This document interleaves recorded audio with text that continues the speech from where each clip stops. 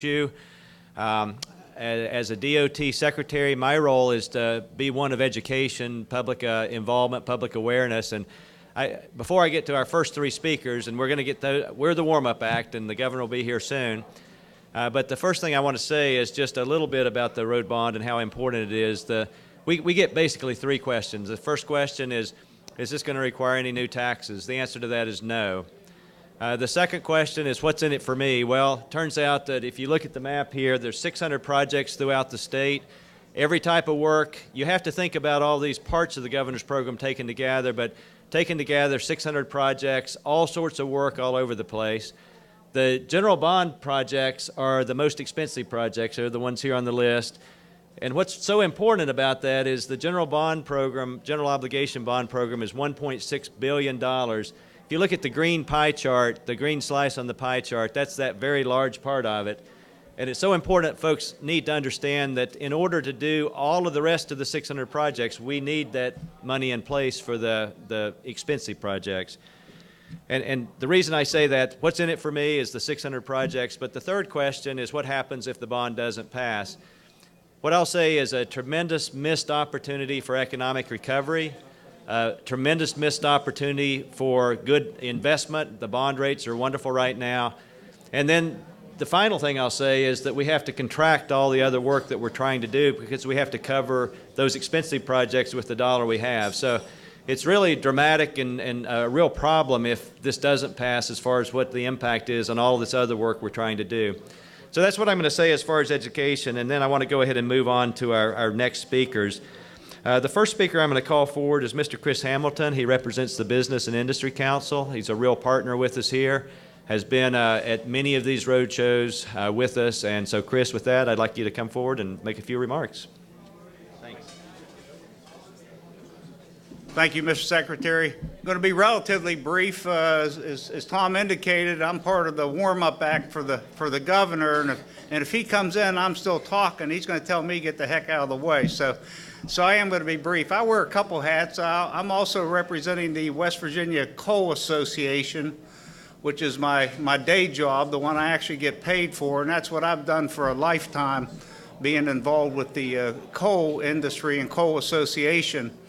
And I think everybody here probably has a little bit of coal in their blood, and we're just so appreciative of all the, first of all, of all the work that mining represents and stands for, and all the miners, but we're just so appreciative of all the support that we've received from this general area here over the past few years while we've been pushing back and fighting our federal government on a lot of the anti-mining policies out there. I'm also part of the West Virginia Business and Industry Council, and that's an umbrella organization of all the state major business trade associations. It's the hospitals, the retailers, the car dealers, the coal industry, the gas industry. It's a pretty big group. We span some 26 industrial categories and represent over 400,000 workers here in the state. And I'm so appreciative to be part of the governor's program and to be standing shoulder and shoulder with our transportation secretary, our teachers, our labor organization, and all of these various business organizations who are all in total support of this bond amendment. You know, the real key to this amendment is that it will allow us to finish our infrastructure, our roads. It'll allow us to redo many of the existing roads, and all that's done with creating literally tens of thousands of new jobs. Many will be right here in this region. You know, we have about 12,000 working coal miners in the state today.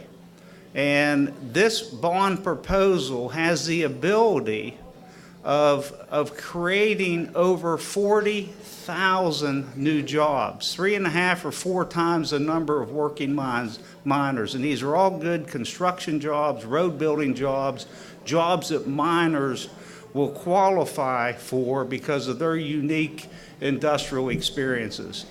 But we're all in on this. We don't see a downside. The revenue measures are already in place. So passage of the bond will not cost you or I one additional penny. No new taxes, no new fees, no levy of any sort. We just get our roads fixed, like the completion of Route 10. We get the jobs that'll come with that. And again, we don't see a downside.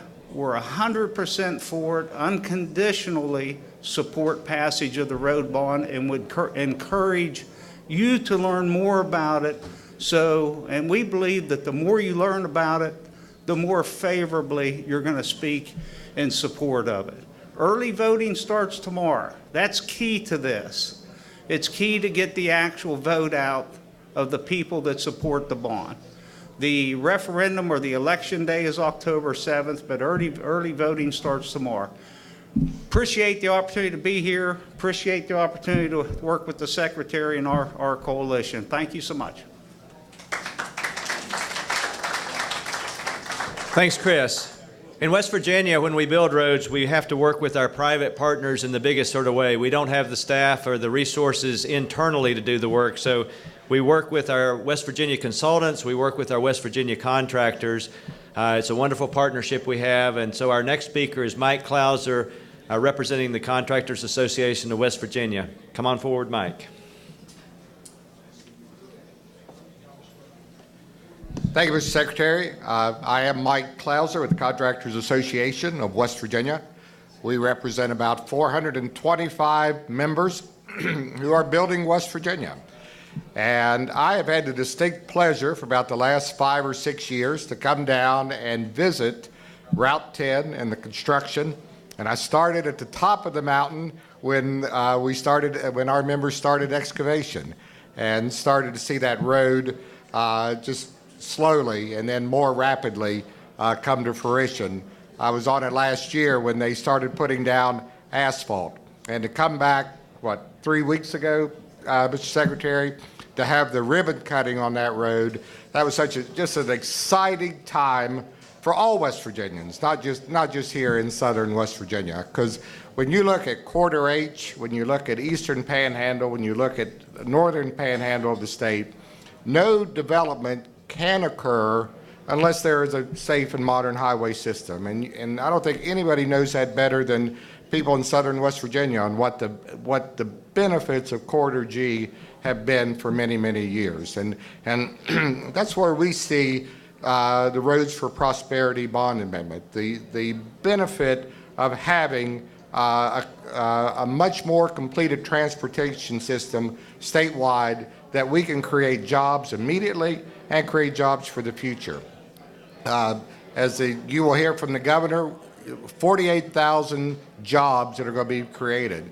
But when you look at the spinoff, in the Eastern Panhandle, Procter & Gamble is building a $1 billion manufacturing facility that's going to hire over, I think, 1,000 people. Macy's, the cracker plants along the Ohio River in Kanawha, and also in Kanawha County. Those projects would not be available if we did not have a modern transportation company or system to bring those companies to West Virginia. So we see the benefits of immediate jobs that we can create for West Virginians, but we see the long-term benefit of bringing people in, bringing companies in, that's going to create future jobs in the state of West Virginia. So we are very pleased to be a part of this coalition. We are very pleased to be a partner, as the Secretary said, to build roads and to bring jobs into West Virginia. We are very much looking forward to October 7th, when we have the opportunity to go to the polls and vote yes. Vote yes on jobs. Vote yes on a better opportunity to bring future jobs into the state of West Virginia. And Mr. Secretary, we appreciate the leadership you have shown in getting us here to this point, and thanks for having me here today. Thank you. Our final speaker is Mr. Dale Lee, representing the West Virginia Education Association. And I know from hearing him talk before, what he really has a passion for is taking care of our students. And particularly, you'll hear a focus on roadway safety and what that means for our students. So with that, I'll invite Mr. Lee to come forward and make a few remarks, and the governor will be here soon. So I'm here until the governor's here. Thank you so much. It's a great opportunity, a great pleasure to come to Logan. I'm Dale Lee. I'm the president of the West Virginia Education Association. I'm also a special ed math teacher at Princeton High School, taught there for a number of years, 22 years before I took office as president. And I'm a little leery when I come to Logan because I was a basketball coach for a number of years. And this was the only place that I was ever kicked out of the game of. And I'm a Wyoming County boy. I grew up in Ike's Fork, and I'd driven to the game and stopped by to see my mom and dad, so I drove on down to the game. And as I'm leaving, Logan, and I go down a one-way street the wrong way.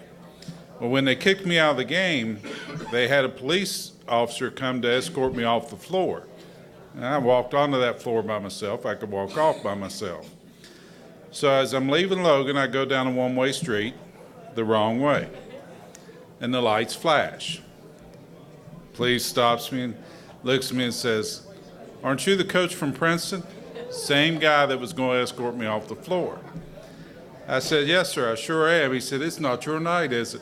I said, "No, but I tell you what, if you let me get out of Logan, I promise you I won't ever come back." And I kept that promise for a long, long time. But it is, so if that guy is still on the force, let him know that I had to come for this. We look at this from a different perspective. They talk about the jobs and everything that will be gained from the roads bond. But as president of the West Virginia Education Association, I travel around the state and at the beginning of schools particularly. And I go visit all kinds of schools. I've been to every county, all 55 counties in West Virginia. We look at this just like we do as a teacher. And as a teacher, our kids absolutely come first. Now I'm going to ask for a show of hands. How many of you either have children, grandchildren, or even great-grandchildren that are in schools in West Virginia? They're our greatest treasure here in West Virginia. And what is the number one thing that you want to make sure of? You want to make sure they get to school safely and come back safely. As I've traveled around the state, I've seen places in Wyoming County, in Jesse, for example, where the road is caved in and people now have to bring their kids to a certain point because the bus can't make the route. And at least a mile away before they can get there. And I'm sure there's places here. I saw a place in Fayette County where the bus would get to a bridge, stop, the kids get off the bridge, walk across the bridge, then the bus goes across, and then the kids get back on the bridge. Folks, that is just unacceptable for our students. It's unacceptable for our children. We have to make sure that the number one thing that we do for our kids is get them to school and home safely.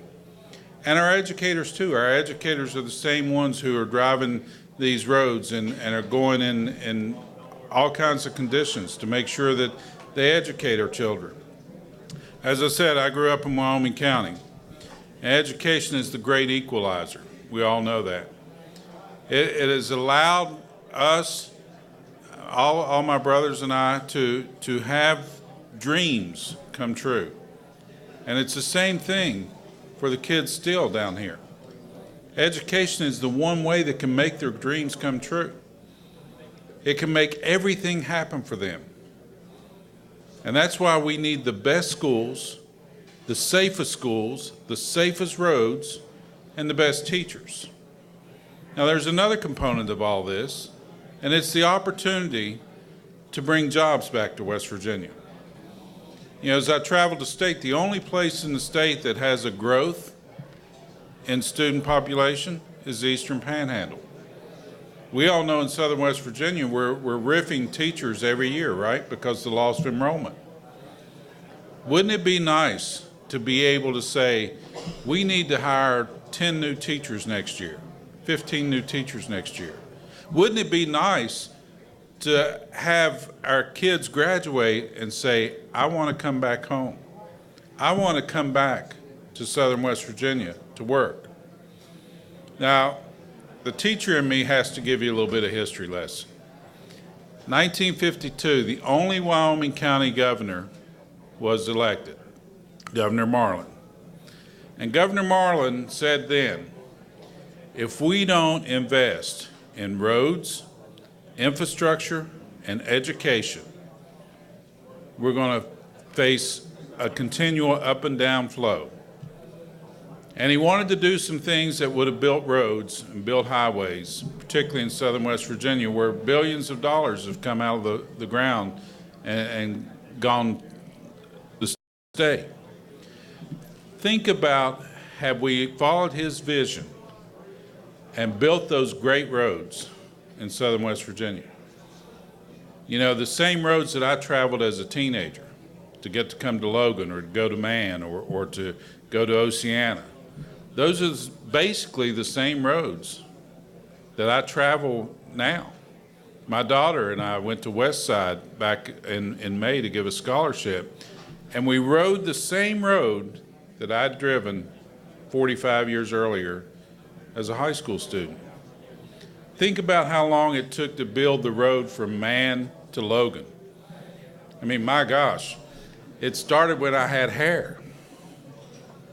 And finally, it was completed. Governor's here now. Okay. See, I'm a coach, and they tell me I can either do the 1-minute timeout speech or the long speech. So now it's time for me to say, we need this to pass. Thanks so much for letting me be a part of this coalition, and vote yes. Thank you, Dale. I would like to call Mr. Danny Godby forward. He's the president of the Logan County Commission, and he is going to introduce our man of the hour, my boss, and he'll be doing the introduction. I think we're going to be ready to start here. So, Mr. Godby, please come forward. Thank you. Thank you very much. You know, as I was listening to Mr. Lee speak, I've been an educator for 44 years. I also coached 34 years, and I know the importance of our youth. And they are really the building blocks of our future.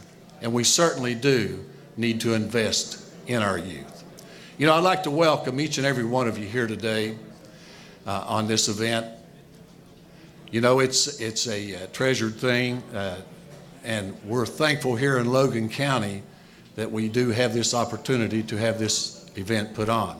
And I'd like to introduce also the governor and welcome him here today, Mr. Jim Justice, and hope that we all listen to exactly what he has to say, because he's got some very important issues that he needs to bring before us. So thank you for your attention, and may God bless you. Thank you. Mr. Justice.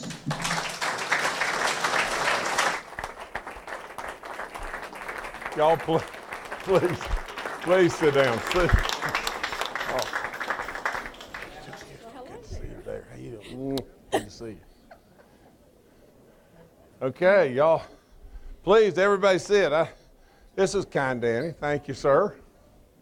And let me give you this, because I'm gonna spill it. I don't know what all you've heard. I hope you've heard some good stuff from some good people. And I thank you guys for coming again. And I'm sure they've spoken to you and told you a lot of stuff. Now, let me do this. I'm going to let you ask any question you choose to ask just in a few minutes. But I've got to first and foremost point out just a few things.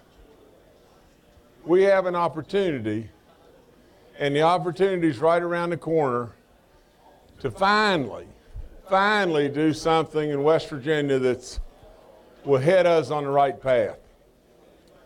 Now, I'm sure you've got some concerns, and I'm sure you've even been, I hate to say it, but you've probably been scared by some people. Before I go any further, though, I know we have some legislatures here, whether they be county commissioners or they be our House members or our Senate members. I can't tell who all's here, so if you could stand and we could give everybody a big round of applause, that'd be really good. And I don't know who's all here, but thank you guys so much.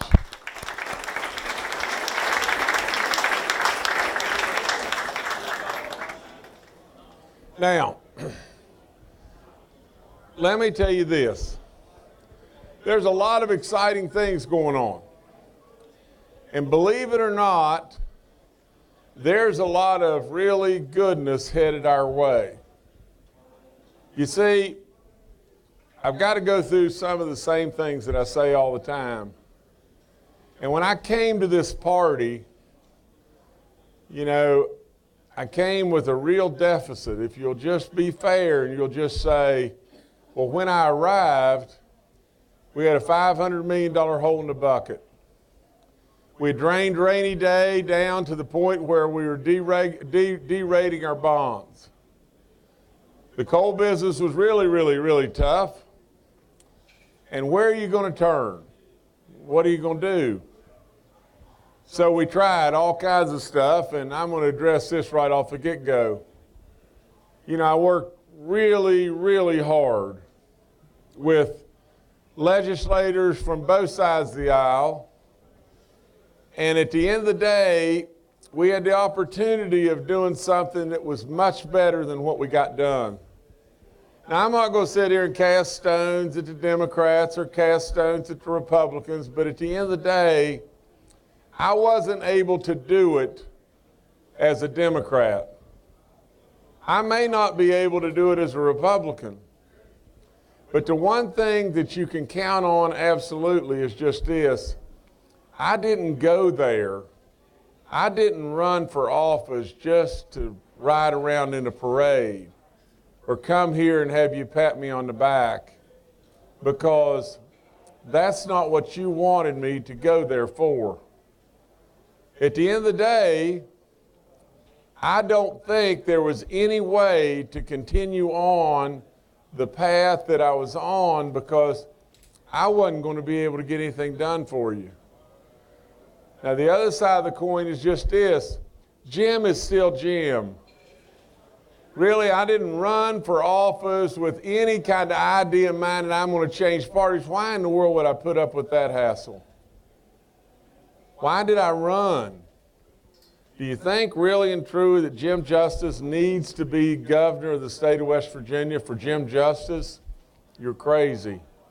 You're crazy if you believe that. I ran for you, and I want to get something done for you. Now, let me tell you the opportunities we got in front of us. First of all, our federal government. President Trump and I and our families are close, genuinely close. I truly believe that he'll, whether you like him or don't like him, the real brass tacks facts of the whole thing is he is our president. He's our president. Now, and I truly believe with all in me, he is trying to bring goodness to West Virginia. Now, I presented a coal idea to him that is the real deal as far as an idea. Will he do it, or will he do some modification of that? I believe he'll do some modification of it. I presented a timber or furniture manufacturing idea to him. There is a natural gas big-time idea up in the northern part of the state or the central part of the state that could actually bring a lot of good right here in southern West Virginia. And you say, well, how? Well, how is just money. It's just plain money.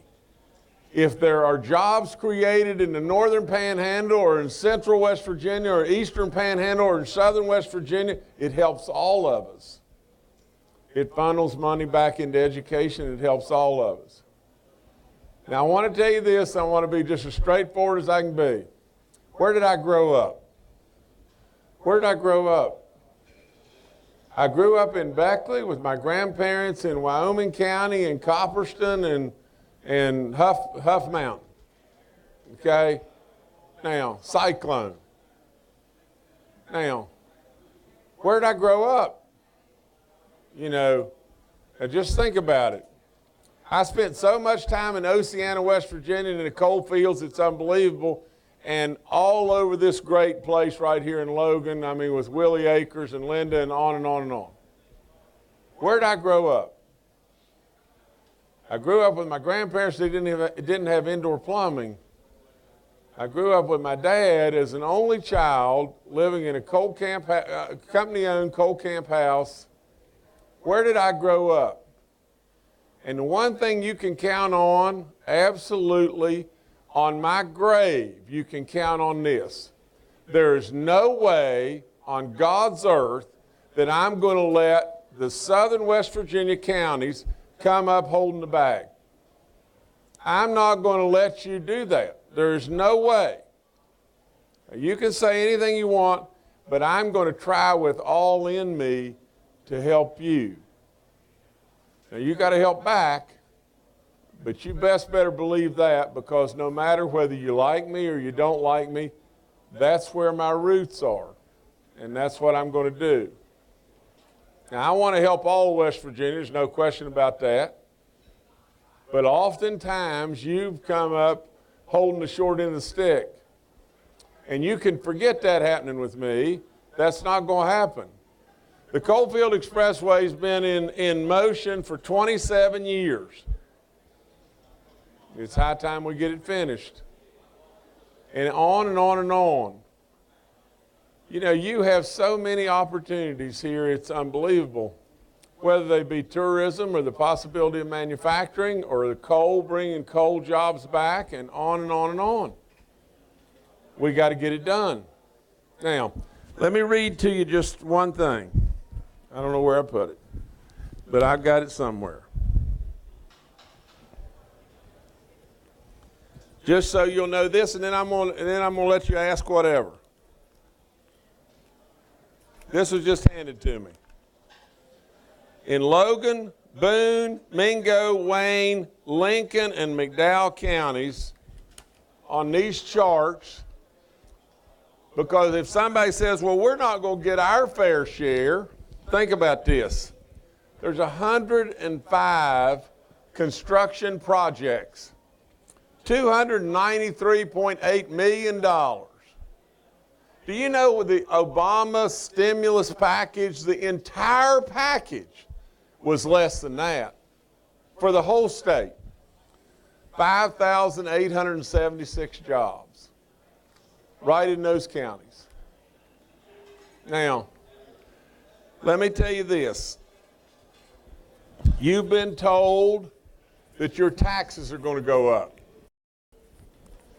Well, all I can do is tell you. It's almost like all you can do is take the horse to the water. But that's totally a lie. Totally an absolute bald-faced lie.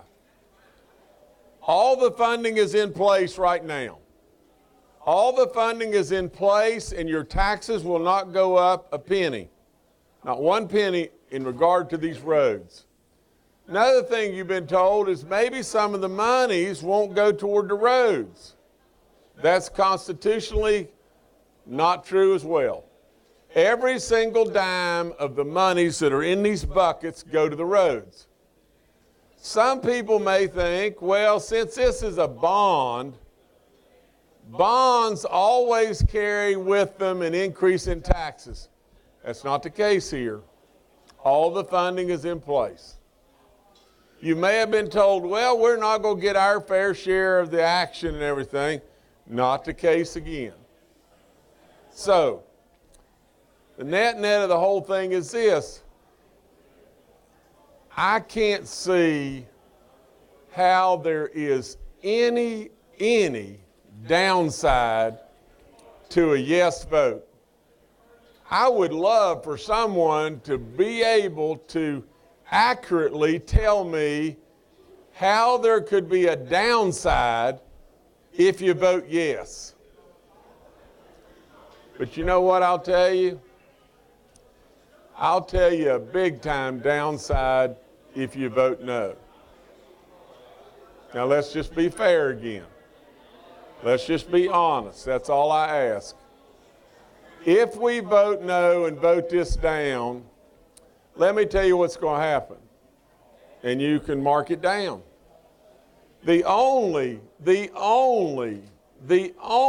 revenue that was put into the budget this year was a revenue that was a projection from me. And it was a projection of what would be the economic gain of the roads. If we don't have that, you're going to have to pull back out of our budget $129 million. Here's what will happen, positively guaranteed. If you vote no, you need to go outside and look at your roads. And you need to look really good, because every day for up teen days or years, they're going to look just like that, or they're going to get worse. The next thing that's going to happen is look really good around at a school, because it may very well have to close. Look really good at the elderly with Medicaid, because you may not have the monies to be able to continue on. And look really good at your families, because more and more of them will leave. Now, if you vote no, that's what's going to happen. Now, you can, again, like me or don't like me, but that's absolutely fact. You're not going to have the jobs that could come with the road construction. You're not going to have the revenue, and your roads are not going to get fixed, and absolutely there's going to be nowhere to turn.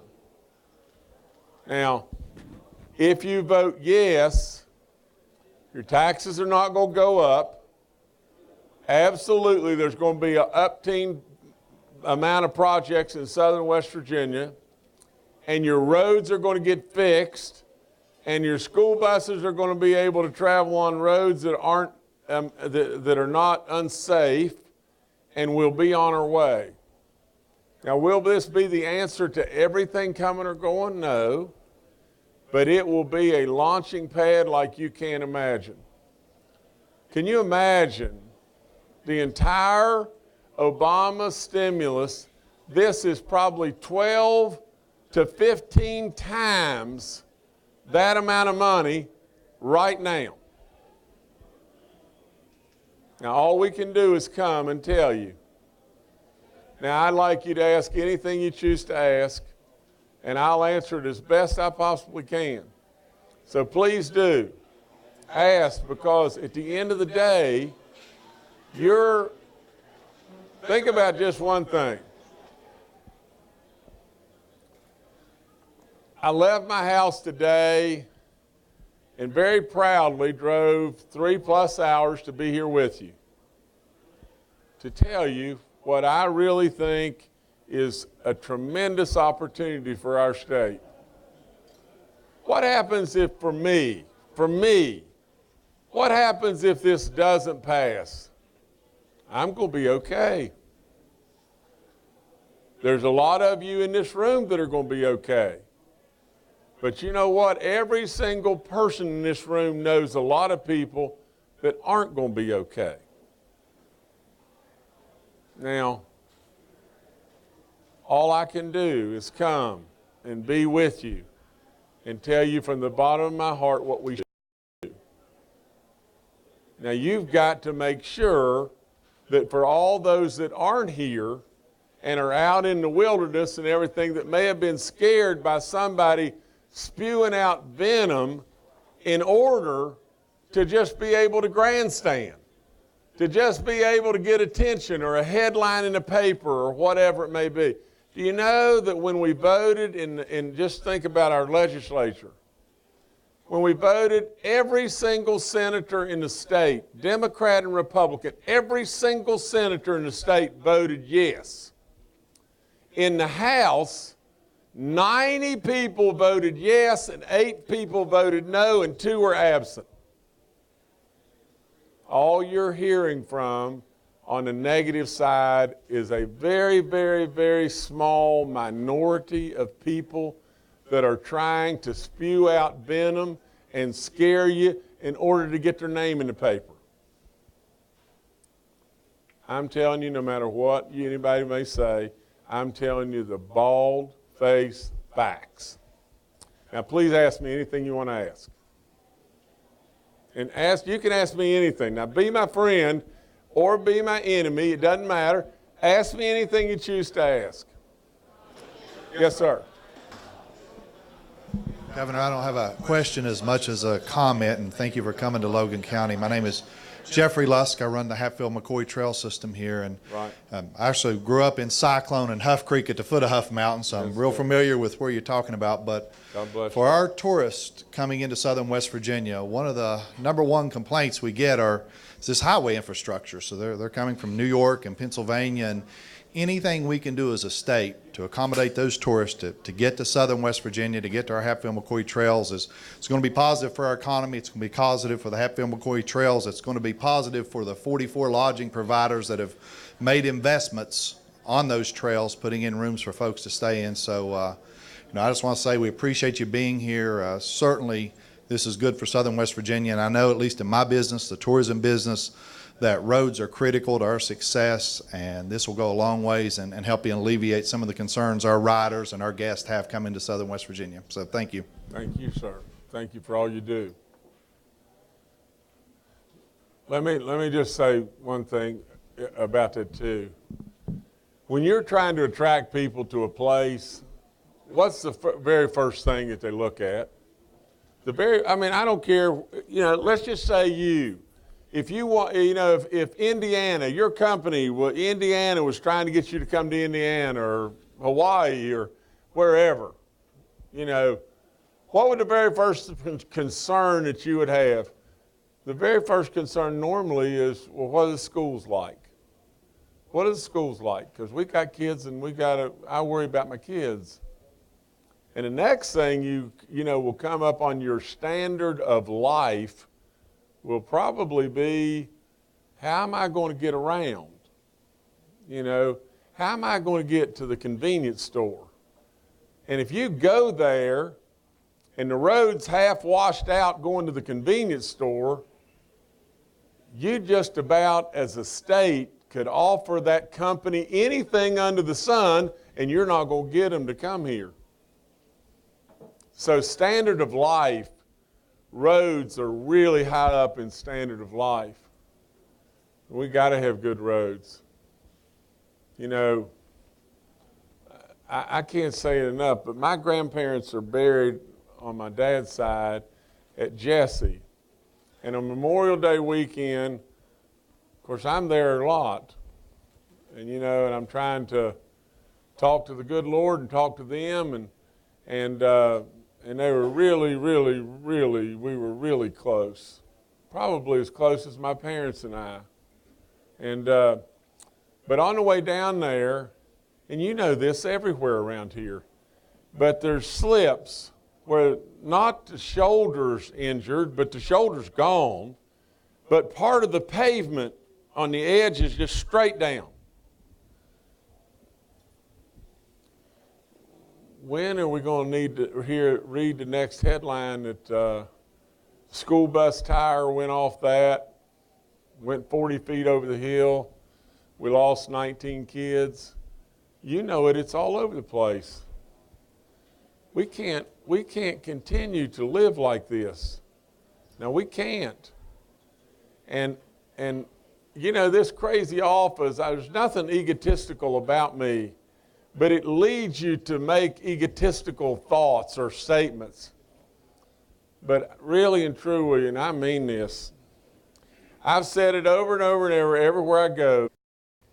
I say this very proudly because I want the good Lord to hear me say this and everything, but I truly give him the credit for everything, and I give him absolutely the credit for all the good ideas, and this is a bloomin' dinger. And this idea is just simply this, and it was, the whole concept of it was come up with the buckets of funding. And then, here's the secret to it, put it all together. Put it all together and make it a giant number. And then be able to release all these roads right now. Do it now. I was in Man the other day where the Route 10 from Man to Logan, or maybe I was down here, 20 years it took to do it. 20 blooming years. Every one of y'all are going to die before we get this stuff done if we turn our back on what's right in front of us right today. And I'm going to die too.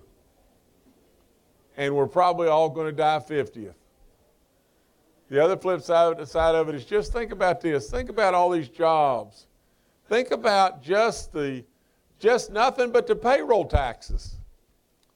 For crying out loud, do you have any idea what the payroll taxes, just the payroll taxes are on these jobs?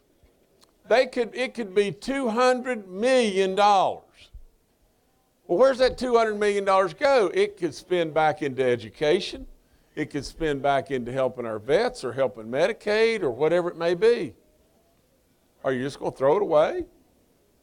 You know, think about all the money that those people earn. They're going to buy gas. They're going to buy stuff at Kroger's. They're going to be on the Hatfield and McCoy's Trail. They're going to be in the motels. They're going to be everywhere.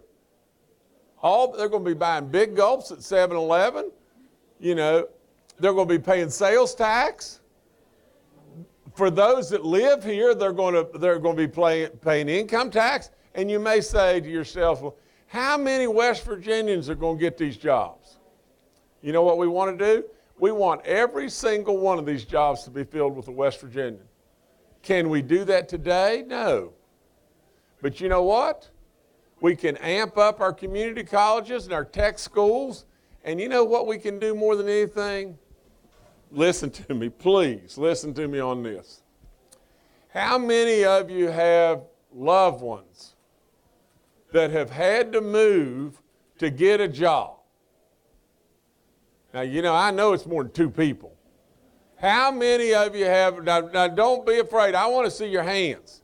How many of you have loved ones that have had to go out of state to get a good job? Wouldn't it be nice if they could come home? Wouldn't it be great if we put families back together? And Aunt Edith that wants to have a picnic this Sunday and wants her grandkids to be there, they could be there. Isn't it a crying shame that our families have had to be broken apart because they had to move to get a good job? Yes, sir. Yes, ma'am.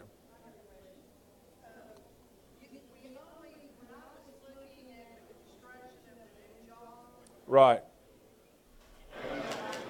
When I was looking at the construction of the new jobs, I only noticed there was one in Mingo County. Is that an initial beginning of new jobs? Because, you know, for years from Logan County, yes, Corridor G helped, but you could have a new road from Huntington down to Logan to Gilbert to Princeton, because the only way we're really going to get prosperity is with new roads. I mean, I understand get the roads that we've got repaved, but those are still the same roads. Right. Let me answer, and then I'm going to let that man standing right beside you answer. Stay right there, Tom. Now, this guy is the real deal. He's the Secretary of Transportation. He's Tom Smith, and he is a jewel, and we're lucky to have him in every way. Let me tell you just this. This is the initial start. This is where we push the snowball down the hill, and everything starts to happen. Everything then starts to happen. And hopefully there's going to be more and more and more and more come. Think about just this. We push the thing down the hill, and then right behind us comes President Trump with a federal infrastructure program. And then there's a gigantic more push. In the beginning, and stay with me and really, really dial in.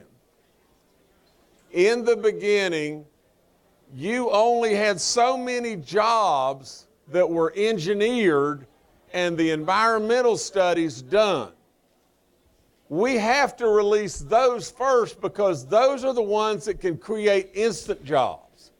Those are the ones that we've already done all the work on. And right behind that, Then you've got engineering and environmental and all that going on. But if we would have said, well, let's do this. In Mingo County, let's come up with 4 jobs that we've not done the engineering on. Well, we can't release those jobs. In all honesty, it'll take a year and a half or whatever to get the engineering done. So that's why it's coming out the way it's coming out. Thank you, Governor. What we would invite you to do is go to West Virginia DOT's website on the opening page, and you'll find a big red button, and you can click on it. I knew that the one job was not correct. There are many jobs in Mingo County, 16 projects, $55.7 million on our list for Mingo County. So it's a... Yeah, and I've got one more thing real quick.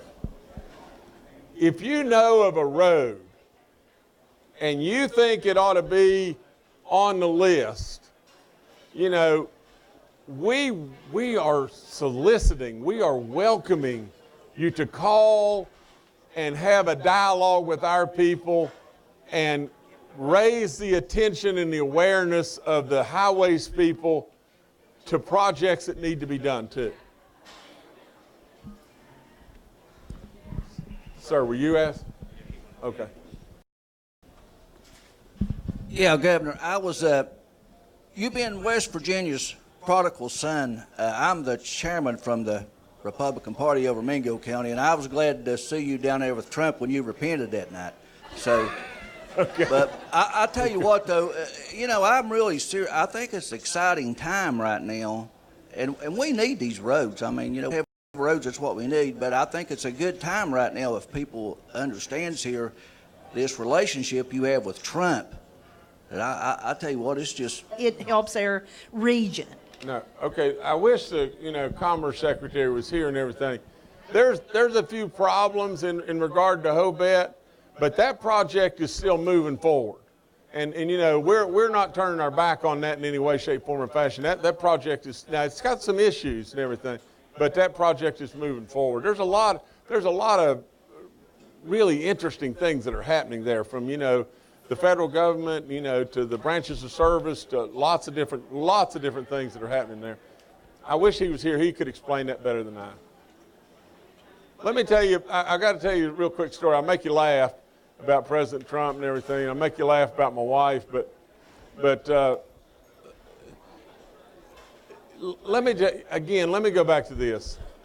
Whether you like him or you don't like him, whether he gets kind of boisterous and he says some things that drive you crazy, or you don't, or you love it, listen to me when I tell you this, and I mean it. He really genuinely does care about West Virginia. He does. He really does. And he closed the conversation out with me yesterday morning, and the last thing he said to me was, "I love you, Jim." And I get this.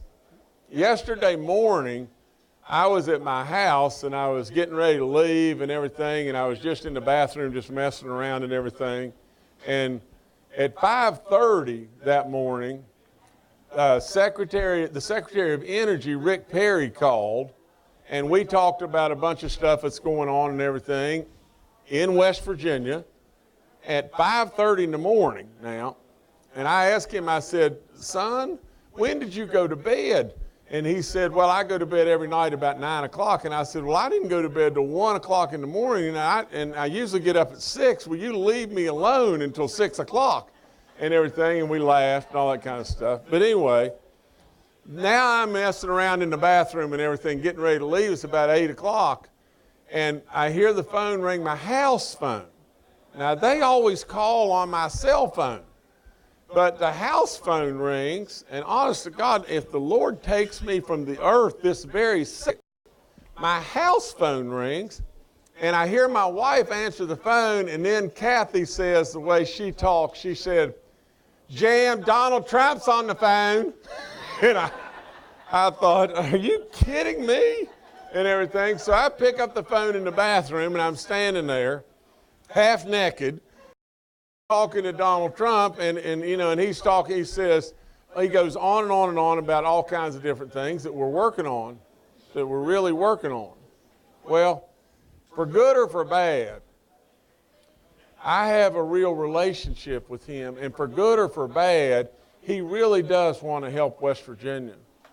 Now, I would tell you that Donald can get going, and sometimes it's hard to focus Donald, but he is a smart guy, and I can tell you that the conversation went good, and we talked for about 30 minutes, and then finally he said, I got to get off the phone, he said, because he said, I'm talking too much because, you know, I'm surely not talking. I'm the one listening most of the time when he's talking and all that kind of stuff. And he said, but I got to get off the phone because I got to I don't want my voice to get all distorted and worn out. He said, because I got to give a real important speech to the United Nations. And honest to goodness, he was in New York at that time.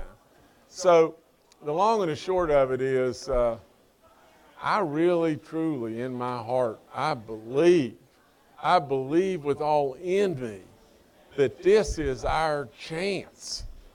This is our chance. And the last thing I'd say to you is just this. We need in this state so badly to awaken to a day. And I would tell you this, it's more important in your heart to be a Democrat or to be a Republican than to be a West Virginian, you got a real problem with me.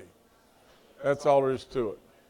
Because I am telling you, to my dying soul, we need first and foremost to be West Virginians and love one another and try in every way we possibly can to help one another. Now, we're going to disagree and stuff, so what? But for crying out loud, this idea of it's more important to win a Democrat or Republican seat so we can just put another notch on the board, we better be trying to move our state forward. And that's all I want to do. Yes, ma'am. Wait just one second. Yes,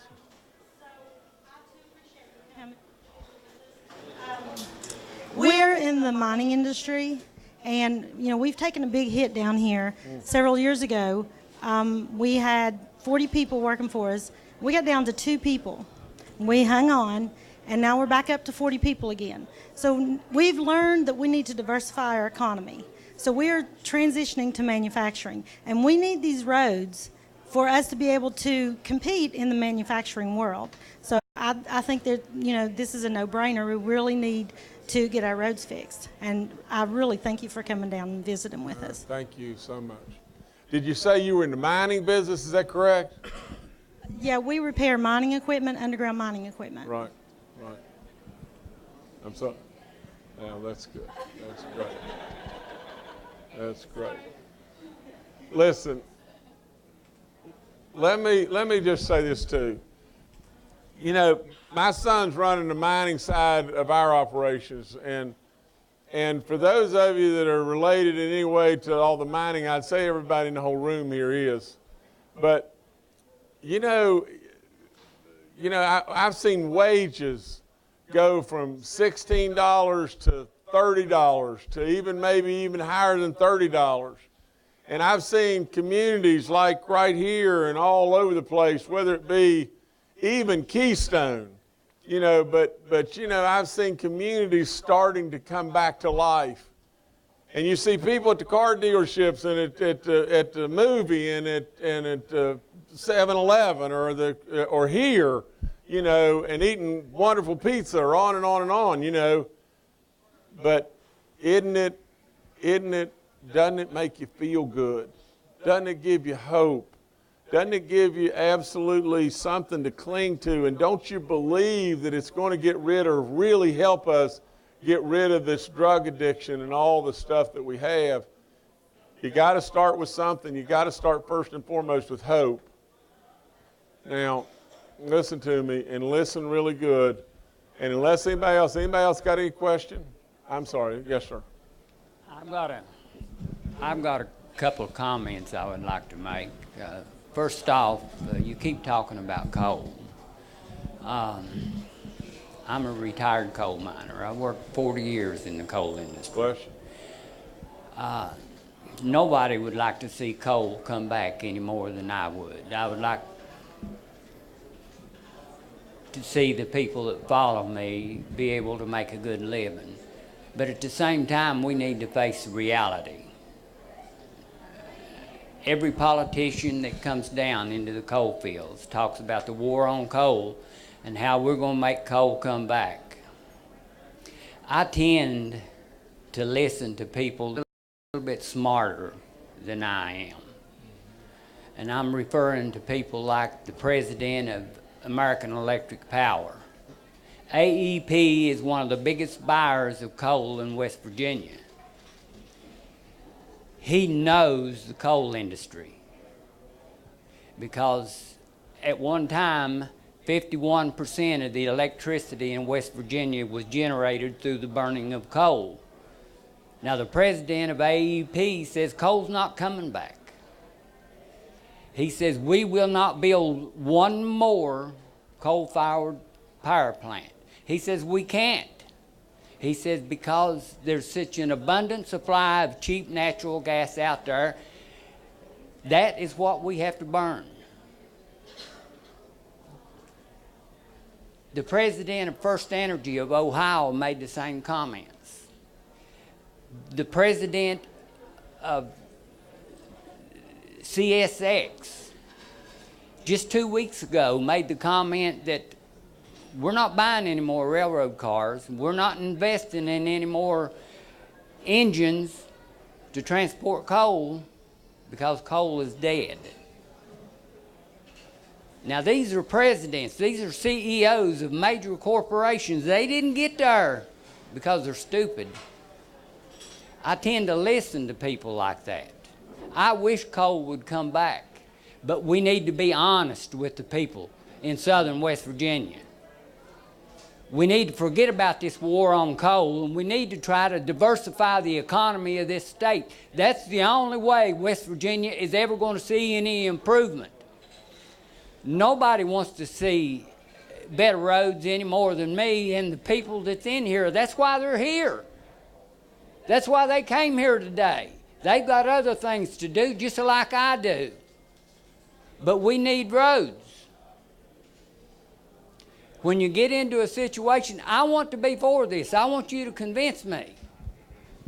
But I look at your figures in regards to the road to prosperity, and I see that 97% of this $1.6 billion is going to the northern two-thirds of the state. That's not true. I'm going by your chart, the chart that was in the Gazette. That's not true. 97% of the $1.6 billion. Oh yeah, you've got some projects down here, but that's coming from the Garvey bonds and the Highway Authority bonds. That's where the funding is coming from at. Now let's be honest with the people. Oh yeah, I think that's the only way I'll ever be. Let me use your words that I seen on TV. You said we're going to create 48,000 jobs right off the bat. We can't fill those jobs with West Virginia workers. We don't have enough laid off people to fill those jobs. We're going to have to hire thousands of out-of-state construction workers. If you hire out-of-state construction workers, that paycheck goes to Kentucky or Ohio. Don't benefit the people here in West Virginia. Why not slow things down a little bit and keep people working in West Virginia? Why go in debt for $1.6 billion? Like I said, I want you to convince me. I don't know that I can, but I'm going to try. And if I can't, that's okay. Why kick the can down the road and put our children in debt for the next 25 years? Now in 2036, they're going to have to fix their roads but pay off our debt at the same time. I don't think that's fair to our children. Can't we slow things down a little bit and keep people in this state working? Every dollar earned by a West Virginian is turned over 7 times. And each time it turns over, that person pays state tax too. So it benefits the entire state and all the people to keep those jobs here and not create 48,000 jobs right off the bat and send a lot of that money to Ohio and Kentucky. I hope we can fix our roads and keep our people working. Thank you. Thank you, sir. Well, yes, ma'am. Well, I'm Shirley Baisden, and I wear many hats. My family owns Four Seasons Country Store here in Logan. We are progressing, and we have just gotten into the kite business last fall, and we are getting into tourism business. These roads are going to bring people to Logan. They already have. We can tell already, Route 10, we think that the highway, the roads, the people have doubled the traffic up and down that road. So people, we need roads to get our people here, and they will come. They're coming everywhere to do the kayaking and the Hatfield and McCoy Trail. So we are on the move. Thank you. Let me do this. Let me say this real quick. You know, because this gentleman is a smart guy. Now he is. He's a sharp guy, and he's done a lot of work. And I appreciate your 40 years more than anything. But let me just tell you this: you're really, really, really misguided in the fact that pay as you go with interest rates where they are today at 3 or 3.5%, where we can do these bonds is absolutely the worst thing in the world to do, because pay as you go is going to cost 4 or 5%, and you're never going to make any progress. You're just never going to make any progress. The other flip side of it is you mentioned, you know, an out-of-state worker from Kentucky or Ohio or whatever like that, we're not going to derive any benefit from him, and that's absolutely wrong again, because we're going to get payroll tax, and he's going to be here, and he's going to be staying at a hotel, and he's going to be buying gas, and he's going to be at Kroger's, and he's going to be doing all kinds of stuff. We may not get the income tax from him, but we may get something else from him, is he may fall in love with where we're at here and decide to move here and live here too. And if we just turn our back on it and say, no, we just don't want to do that, and we don't want to do that now, I think that's a terrible mistake. The biggest thing is just this is, and you've got to decide, do you want, and the other flip side of it is what you said is, you know, we're going to go in debt, and our children are going to have to pay this. For crying out loud, all the funding is in place right now, and the bonds will end up, in my opinion, paid off even faster than what we think, but you're going to pay for it anyway. You see, you're already paying for this. Now, what if we don't do the roads? Well, you're going to pay for this anyway. And you know what's going to happen? The money that you're already paying, that you're going to pay anyway, you know what is going to happen? Government is going to throw your money away. Government will pee your money away, and you will not get your roads done. And the last thing you said is this. You said, and I'm not willing to throw the towel in, believe me, B. You said coal's dead and it's not coming back. Well, you mentioned the CEO of Appalachian Power. That's Nick Akins, and Chuck Jones is the CEO of First Energy. And I know these people really well, and I'll bet my life on this. If you would have said to them a year ago, well, we have the movement in the coal market and all the coal jobs that are working today back to work, those really smart guys would have said, no way. But you have, right now, you're seeing a resurgence of coal right now that those smart guys would have said, no way. Now, I'm not disputing what you say because you're a smart guy, and hopefully I'm not a dumb bunny, but I would tell you the last thing, the President of the United States of America yesterday said to me just this. He said, coal, I love coal, and it will not go away, and the reason it won't go away is this. He said, because you can put it on the ground and it'll be on the ground for 1,000 days, and it can rain on it. And he's wrong in this a little bit. And then you can still use it. If a terrorist blows up one of our gas lines or blows up our bridges, he said it's a doggone, and he probably said other bad words, but he said it's a national security issue that we got to have coal. And I said, Donald. And then he stopped and he said, oh, hell, that's just what you've been saying, isn't it? And it is. So I hear you that cheap natural gas is out there and it's tough to compete. And I hear you that it may not be what it needs to be. And I absolutely agree with you, we need to diversify like crazy. But I'm not willing to say coal's dead by any stretch of the imagination. Okay, that's it for me. God bless you. Thank you. And thank you, sir. Thank all of you. Thank y'all.